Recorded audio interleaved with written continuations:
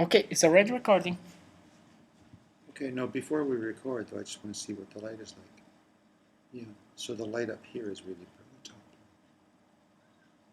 Okay, that's good. That's better. Yeah, that's better. Okay. All right, so we'll begin, shall we? Yes, please. I don't need those. Hello, my name's Lola Ryan. I'm a dancer, director, choreographer, and teacher, and a writer. I've been involved in dance and theater for over 30 years, and it's my life.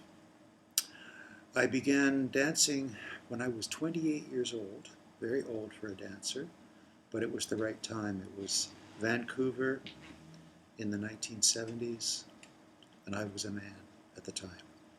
So it was perfect. I was in a company in 6 months, and it was there that I learned about improvisation and about contact improvisation. Prior to that, I'd been teaching in high school and coaching. Prior to that, I was an athlete. I competed for Canada in rowing and actually came to the Pan American Games in Colombia in 1971. So I've been to South America. Dance for me has become my window on the world.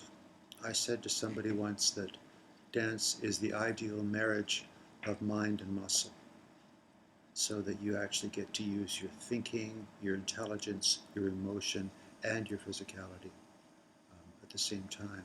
And that's a wonderful gift. I also believe that dance is a healing art.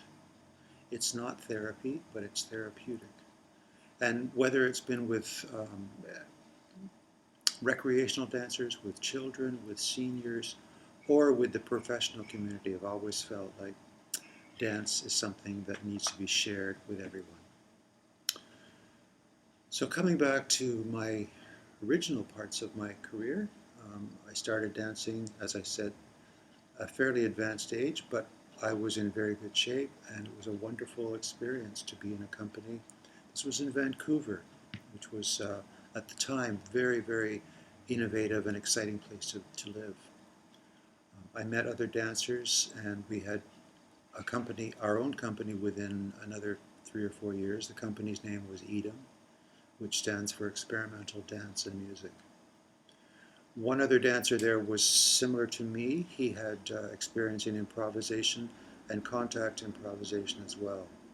One of my real influences in my career has been Steve Paxton, who was the developer of contact improvisation, who has become a friend ever since we first met. We performed together several times.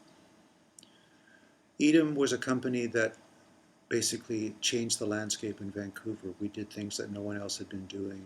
We really we did experiment, and no program that we did was ever the same as the one previous to it. We were continually exploring, looking for new things, and that for me has been the way I've lived my life. I'm never particularly content with doing the same thing over and over and over again. I think art is innovation in some ways, and so for me it's always been the creative act is always breaking the mold, finding out what's new, how to rearrange the same things in new patterns so they tell you new information. It's been a wonderful, wonderful career, which is never going to stop. I will do this until I can do it no longer. Along with this, I've always had a feeling that I'm not completely um, comfortable with being of one gender, so to speak. And from the time I was 12 years old, I knew there was something else going on within me. It took decades, and in the last 20 years, I've realized that I really need to express myself in a more feminine manner, and hence I have actually transitioned in the last 3 years to being a woman. And that is how I live now. Having said that, I think it's important for me, not for everyone, to realize that who I am is based on who I was. And so everything that I've done, all the things I've mentioned about performing and performing in New York, teaching in Spain, teaching in Greece. Um, all those wonderful accomplishments were accomplished before I ever transitioned, but they're not denied. I don't deny them. They are who I am. So I carry that. Basically, what I'm telling you is that experience recognizes no gender. Experience is the experience of living, however you live. And to take that into account, let it grow and blossom and bloom into whatever is the next form of it. And today, the form of it is Lola Ryan, who is now a dancer and a director and a teacher and a poet. Poetry has become very much a part of my life as well. Poetry that refers to transition, refers to bodies, refers to dance and life. These are all, I see none of these things as being exclusive. They all merge together into something that's really wonderful. So for me, it's been a blessing, and it continues to be such.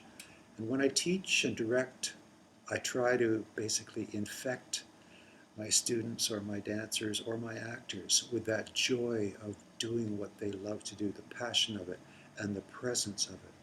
Because audiences come to watch dancers and actors be present. You don't want to be anywhere else. You want to be here and now. And if the audience feels that, we're all one, and it's a communal experience.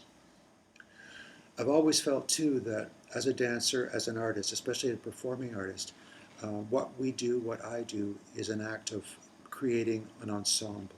In sports, you would call it a team.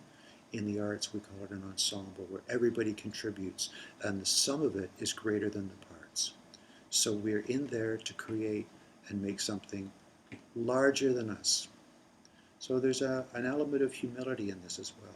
It's not about me, it's about what comes through me. I'm blessed with the ability to articulate and to inspire others and to create as well. But I can't take total responsibility for it because I don't own it. It's my gift to me, from me, through me, which I then share with other people. So that's been my life. It continues. I'm now starting to do music videos and other projects that relate more to the transgender experience that I have.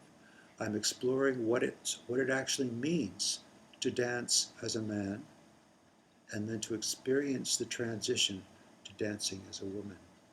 If indeed there is a change, I don't know. That's what I'm very fascinated about. How do we move our bodies? What do our bodies contain within them that is inherently one gender or another? Or maybe it's just some interesting, beautiful blend. And that for me is what's fascinating. So my life is a journey of exploration, and it continues to be such. And wherever I go, whoever I meet, I hope that we can share that because I think it's a gift. It's one of the great reasons that I'm alive. So I hope this gives you some idea of who I am and what I do and why I love what I do. So, thank you. Would you like to say anything related with the challenge of what you coming through for the last 3 years? The challenge of it? Yeah. Yeah. You can edit this out, Yeah, right? she can edit that. Yeah. Okay. All right. And somehow that's some points that you can give to other transgenders that they are listening or watching these eventually. That would help them if they're going into the same thing or if they're on the beginning of their transition. Mm-hmm. Mm-hmm. Okay.